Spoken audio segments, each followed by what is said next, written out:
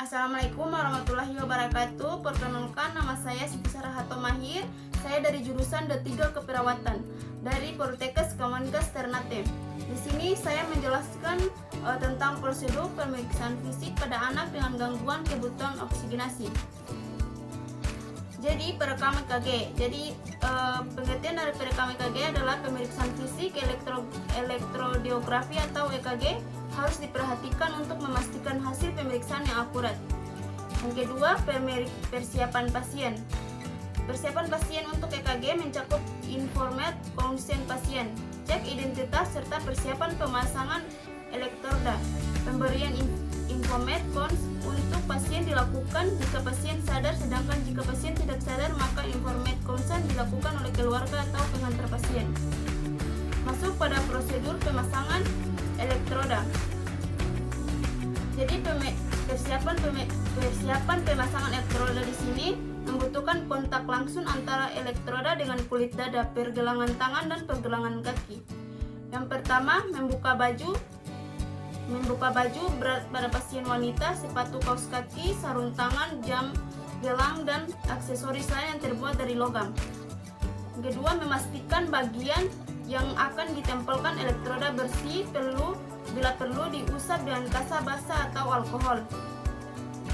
Mencukur bulu dada pada pria dengan bulu dada yang lebat yang dapat mengganggu perlegetan elektroda. Masuk pada peralatan. Yang pertama, mesin atau alat perekam. Biasanya dilengkapi dengan layar untuk melihat pola aliran listrik sebelum direkam dan dicetak pada kertas. Yang kedua, 6 elektroda perikordia dan 4 elektroda ekstremitas. Yang ketiga, kabel penghubung elektroda dengan mesin. Yang keempat, gel untuk menempelkan elektroda pada kulit pasien. Yang kelima, kasa dan alkohol. Yang keenam, kertas EKG. Selanjutnya, pada pemasangan elektroda perlu diperhatikan simbol yang tertulis pada kabel dan elektrodanya. Elektroda harus dipasang pada tempat yang tepat dengan kabel yang benar. Posisi pasien. Pasien tidur dengan posisi supinais, atau jika pasien merasa tidak nyaman maka pemeriksaan dapat dilakukan dengan posisi semifouler. Pasien yang diperiksa dengan posisi selain supinai harus dicatat dalam laporan EKG. Prosedur di sini pemasangan elektroda di ekstremitas. Pemasangan elektroda pertama adalah elektroda di ekstremitas. Prinsip pemasangan adalah elektroda dipasangkan di distal dari bahu dan pinggung, sehingga tidak harus tepat pada dada, pergelangan tangan, dan pergelangan kaki. Pemasangan elektroda prekidial. Pemasangan elektroda peridial F4, F5, dan F6. Pada pasien perempuan harus dilakukan dengan bawah payudara bagian kiri, terutama jika jaringan payudara menutupi letak anatomis. Seharusnya berdasarkan studi, meletakkan elektroda di atas jaringan payudara dapat mengganggu tangkapan sinyal listrik pada pemeriksaan EKG, walaupun hal ini masih kontroversi. Masuk pada perekam EKG. Pada saat perekam, pasien harus dalam keadaan tenang dan tidak bergerak. Pasien tertentu tidak dapat tenang. Pastikan pengaturan alat saat perekam ada pada mode out yang berjalan dengan kecepatan 25 meter per detik dan 10 meter per mf.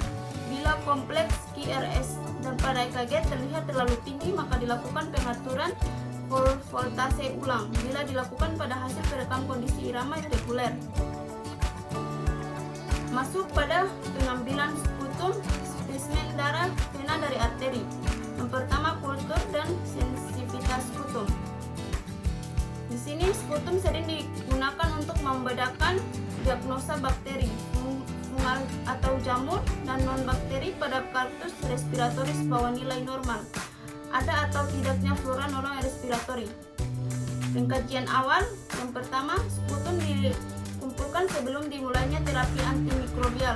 Yang kedua, jelaskan prosedur pada klien. Yang ketiga, spesimen paling pagi adalah lebih baik karena lebih kental.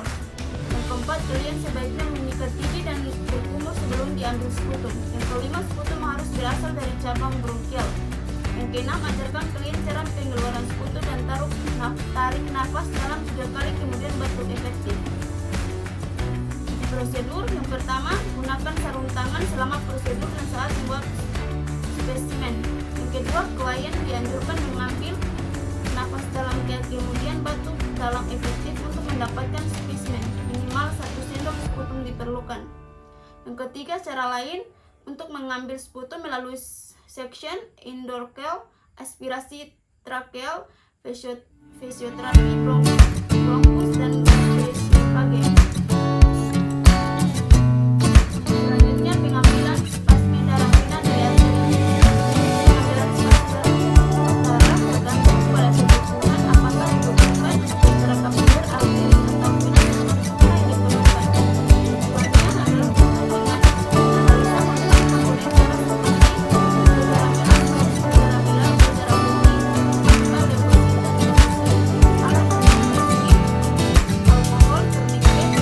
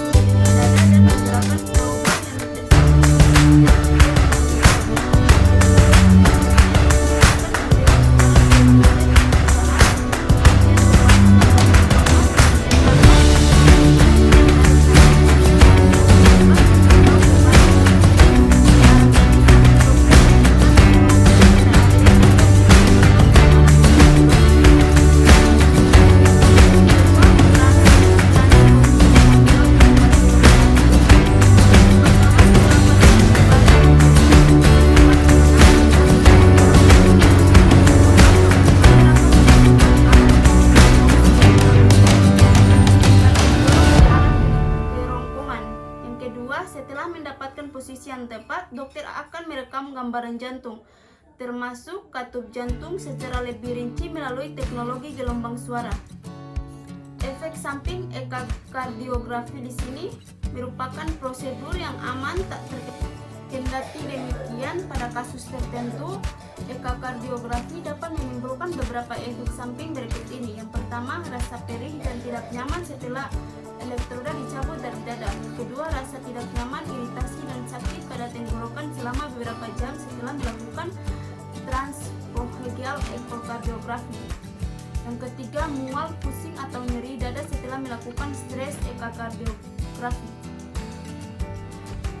Yang keempat, reaksi alergi ringan seperti gatal-gatal setelah diberikan suntikan zat kontraks atau dioles gel pelunas.